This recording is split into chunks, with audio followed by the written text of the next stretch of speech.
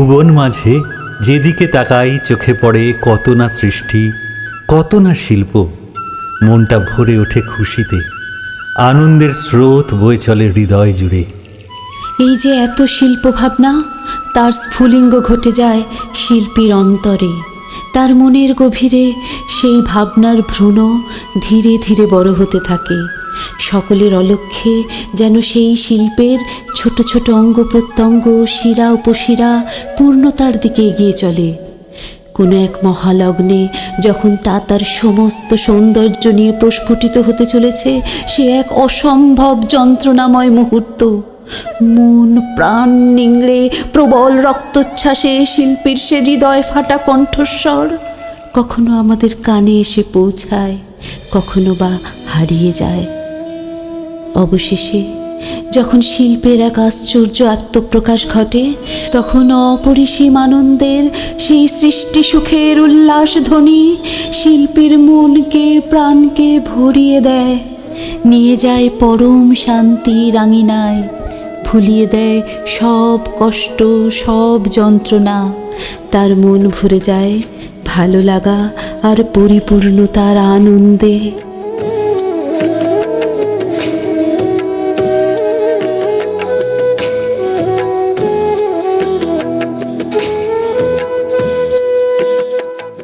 আমাদের বাঙালির শারদোৎসব এখন বিশ্বজনীন। এক শারদোৎসব শেষ হলেই শুরু হয় পরের বছরের জন্য ভাবনার গর্ভধারণ।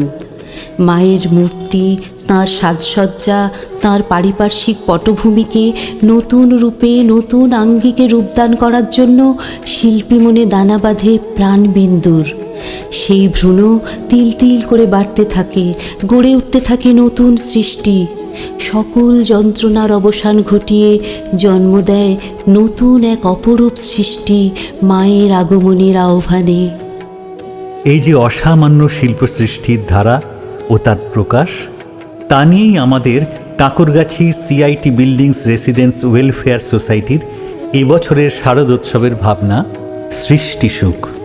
হ্যাঁ, এই সৃষ্টি সুখের অনুভূতি শিল্পীর হৃদয় থেকে ছড়িয়ে পড়ে আমাদের সকলের হৃদয়ে।